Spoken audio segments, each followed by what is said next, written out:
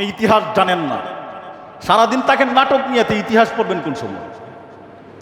সারাদিন তাকে আমি সিনেমা নিয়ে আমি ইতিহাস পড়বো কোন সময়? ইসলামের ইতিহাস জানবো কিভাবে?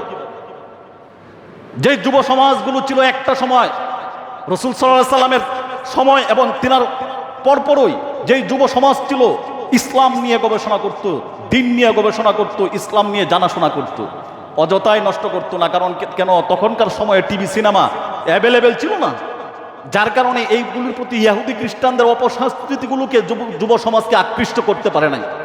কিন্তু এখন যত দিন গণায় এই ইহুদি খ্রিস্টানদের অপসংস্কৃতি সমাজে, আগে ছিল শহরে, এখন গ্রামে গঞ্জে, প্রত্যেকটা পাড়া মহল্লায়, প্রত্যেকটা গড়ের ভিতরে ইহুদি খ্রিস্টানদের অপসংস্কৃতি ঢুকাইয়া দিছে। এখন যুব সমাজ ইসলাম আর দিন নিয়ে চিন্তা ভাবনা করার সময় তার হাতের মধ্যে নাই। এখন তার ওই ইহুদি খ্রিস্টানদের অপসংস্কৃতি নিয়ে সে খালি আনন্দ উল্লাসে মেতে উঠেছে। সমাজের চিত্রগুলো আপনি মিলাইয়া দেখেন, ইসলাম নিয়ে আমাদের কোনো গবেষণা নাই। যে কথা বলতেছিলাম, খাইবার থেকে নিয়ে দিল্লি পর্যন্ত রাস্তার এমন কোনো ডাল ছিল না, এমন কোনো গাছ ছিল না যে গাছের মধ্যে, যে গাছের ডালের মধ্যে কোনো আলেমের লাশ ফাঁসিতে ঝুলছিল না। যে ফিলিস্তিন দেখতেছেন, আফগানিস্তানের নিরীহ মুসলমানদেরকে কিভাবে নির্যাতন নিপীড়ন করা হয়েছে। পেট চিরে বাচ্চা, 9 মাস 10 মাস গর্ভ অবস্থায় মা পেট চিরে বাচ্চা বাহির করে গাছের সঙ্গে বাচ্চার পায়ের মধ্যে ধরিয়া মাথার মধ্যে চাপ দিয়া, বাড়ি দিয়া, আঘাত দিয়া বাচ্চাকে কতল করে দেওয়া হয়েছে। নাউজুবিল্লাহ বলেন। একজন মহিলা, গর্ভধারিণী একজন মহিলা ঘর থেকে ধরে এনে তার আপন বাবার সামনে, তার আপন মায়ের সামনে, আপন বড় ভাইয়ের সামনে, বোনের সামনে নির্যাতন করতে করতে, নিপীড়ন করতে করতে, তার সঙ্গে জিনা করতে করতে এখানেই তাকে কতল করে দেওয়া হয়েছে।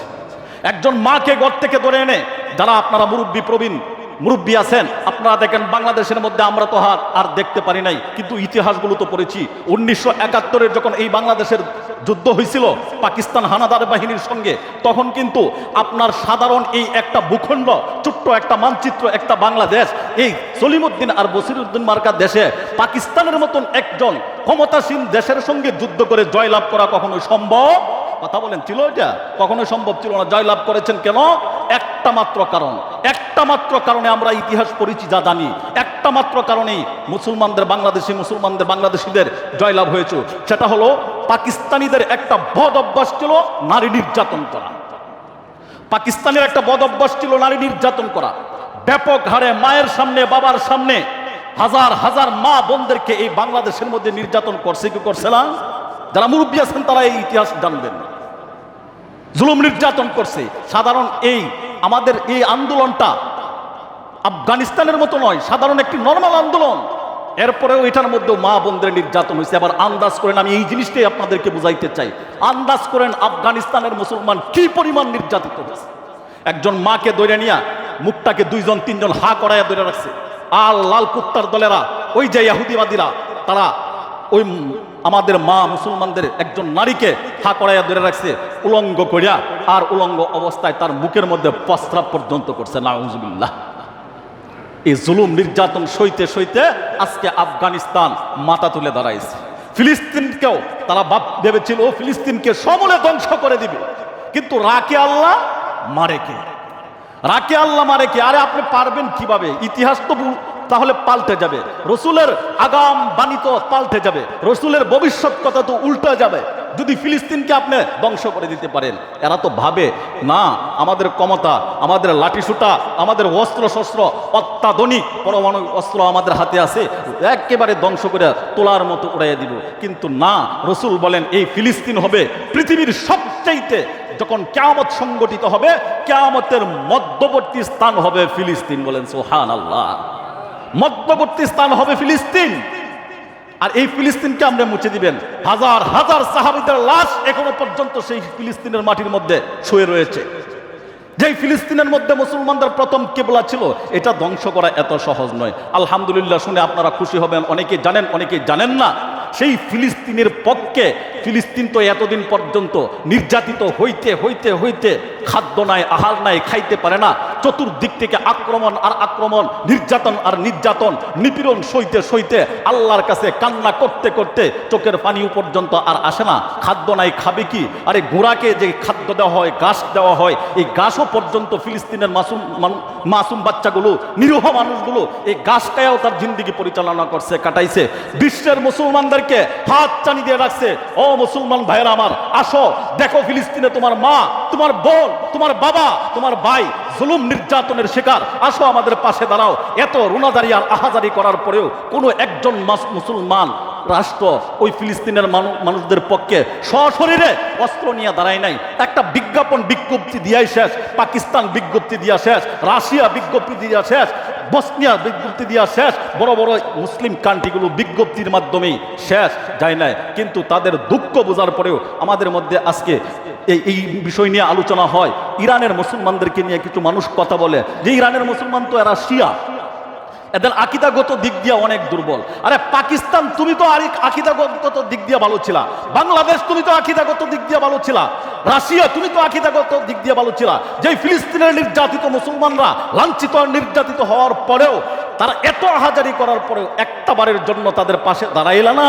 অথচ সেই ইরান কিন্তু আজকে মাথা উঁচু করে সেই ফিলিস্তিনের পক্ষে দাঁড়ায়া সেই ফিলিস্তিনের যুদ্ধটাকে তাদের মাথায়, তাদের কাঁধের উপরে চাপায়া নিয়া এখন ফিলিস্তিন ইসরায়েলের সঙ্গে সশরীরে যুদ্ধের ঘোষণা দিয়ে দিছে। বলেন সুবহানাল্লাহ।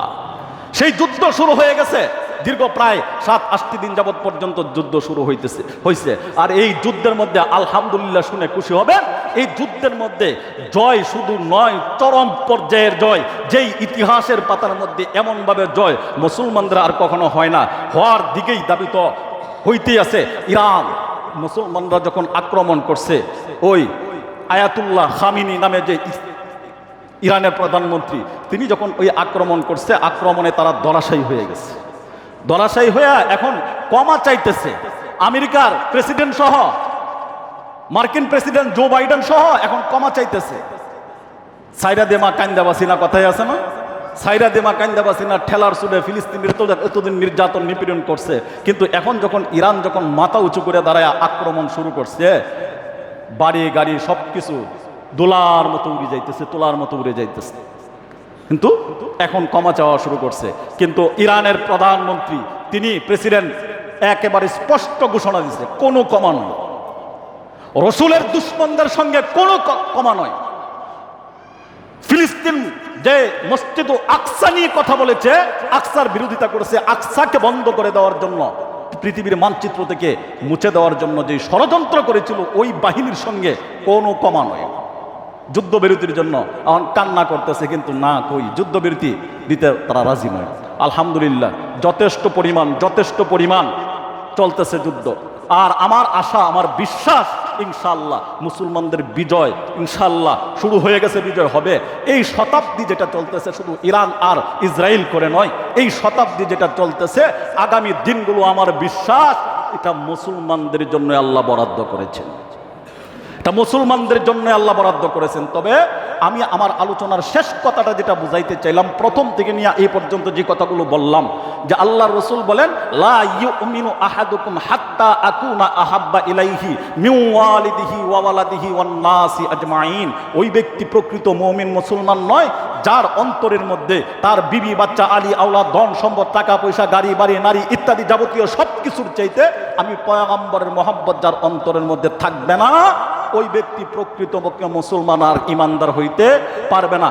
মুহতারাম মুসল্লিয়ানে কেরাম, আমি আপনাদের কাছে এটাই জানতে চাই, আপনি যুগ বিয়োগ করে বাড়িতে গিয়া বালিশের সঙ্গে কল্লাটা লাগাইয়া একটু চিন্তা করে দেখেন, রসুলের মহব্বত আপনার অন্তরের মধ্যে কি পরিমাণ আছে। 100 নাম্বারের মধ্যে আপনি কত নাম্বার পাইতে পারেন? আমি আমারটা বলতেছি, আপনারটা বলি না, আমি আমারটা বলতেছি, আমি 100 নাম্বারের মধ্যে হয়তো 2-1 পাইলে পাইতে পারি, বাকি 98 আমি পাবো না। কারণ রসুলের মহব্বত তো এই নয়। আমি এখন দেখেন, আমার রসুলের প্রতি মহব্বত এতটুকু, যদি ঝড় তুফান আসে তাহলে এমনিতেই দেখে। ছোট্ট একটা ঘটনা বলি, পয়গম্বর দাউদ আলাইহিস সালাতু ওয়াস সালামের নাম শুনেন নাই? পয়গম্বর দাউদ আলাইহিস সালাতু ওয়াস সালাম তিনি নবী ছিলেন এবং একজন বাদশাও ছিলেন। থাকার পরে তিনার শাসন আমলের সময় একজন লোক হতদরিদ্র জায়গা বিক্রি করে দিছে, অন্য আরেকজনের কাছে। বিক্রি করার পরে তখন ক্রেতা যিনি ক্রয় করছেন উনি করলেন কি, এই জমিনে হাল চাষ করার জন্য গেলেন। যাওয়ার পরে যায়া তখন হাল চাষ করতেছে, করতে করতে এক পর্যায়ে গরুর লাঙ্গলের মধ্যে লাইগা একটা টাকার কলসি পেয়ে গেছে। তখন এই টাকার কলসিটাকে বাড়িতে নিয়ে তুইলা গেলেন। যাওয়ার পরে তখন এটা সযত্নে রাইকা দৌড়ায় চইলা গেলেন ওই যে ব্যক্তির কাছ থেকে ক্ষেত ক্রয় করছে, কিনছে, তিনার কাছে চইলা গেলেন। যাওয়ার পরে যা বলতেছে, ভাই আমি তো আপনার জায়গা কিনছি, কিন্তু এই টাকার কলসি তো আমি কিনি নাই। বলেন সুবহানাল্লাহ। ওই টাকার কলসি তো আমি কিনি নাই, এই টাকার কলসিটা আপনি নেন। বলতেছে, ভাই আমি আপনার কাছে জায়গা বিক্রি করছি, এই টাকার কলসি পাইলে আমাকে দিতে হবে, এইটাও তো আমি বলি নাই। এই জায়গা বিক্রি করছি, জায়গার মধ্যে যা আছে সব আপনার জন্য। দুইজনের মধ্যে কেঁচা তর্ক বিতর্ক চলতেছে। একজন কয় না আমি এটা নিতে পারবো না, আরেকজন কয় না আমি ওইটা নিতে পারবো না। দুইজনের মধ্যে খুব ঝগড়া চলছে। এখন আমাদের মধ্যে যদি টাকার কলসি তো দূরের কথা, খালি 1000 টাকার নোটটা যদি খালি পায় আর কি, তাহলে আল্লাহ দিছে ইমামতি এক জায়গায়, 1000 টাকা এক জায়গায়। আপনারটা কইতাম পারেন, আমি আমারটা কইতেছি আর কি। এখন দৌড়ে গেছে কোথায়, চলো বাদশার কাছে যাই। দাউদ পয়গম্বরের কাছে গেছে, যা বলতেছেন, বাদশা নন্দন আমরা তো এই সমস্যা নিয়ে আসছি। তখন দাউদ পয়গম্বর আলাইহিস সালাম তাহায়া কইতেছে, সুবহানাল্লাহ, এরা তো ডাইরেক্ট জান্নাতি মানুষ। কারণ এইরকম চরিত্রের মানুষ তো পৃথিবীতে পাওয়াটা বড় কঠিন। কইতেছে, আচ্ছা ঠিক আছে, বুঝাইলো, বোঝানোর পরে মানে না। কথা হলে এটা একটা সমাধান করে দেয়। যে কি, যে সমাধান হইলো, তোমার কি কোনো সন্তান আছে? আমার যে বেটা কিনছে, আমার একটা ছেলে আছে। তোমার? আমার একটা মেয়ে আছে। তাইলে এই যে টাকাটা পাইছো, এই টাকাটা সমাধান হইল, এই টাকাটা কিছু টাকা এই ছেলে এবং মেয়েকে বিয়া দিয়া দাও এবং বিয়ার কাজের মধ্যে ব্যয় করে দাও, বাকি যে টাকাটা থাকে এই ছেলে মেয়েকে দান করে দেওয়া দাও। সুবহানাল্লাহ।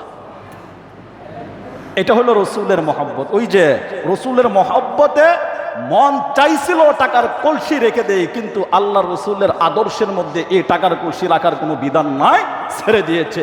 মন চায় সিনেমা দেখি, আল্লাহ রসুল বলেন তুই মুমিন নয়। কেন? যদি আমার মহব্বত দিলের মধ্যে না থাকে, তাহলে আমার মহব্বতের, আমার সিরতের মধ্যে তাকায় দেখো, আমার সিনেমা দেখার অভ্যাস ছিল না, আমার মিথ্যা কথা বলার অভ্যাস ছিল না। তুমি মিথ্যা বলো, তুমি সিনেমা দেখো, তাহলে আমার মহব্বত তোমার দিলের মধ্যে জায়গা কই রইল? যে কথাগুলো বললাম, আল্লাহ তাআলা আমাদের সবাইকে বোঝার এবং আমল করার মতন তৌফিক দান করুন। সকলে বলেন আমিন।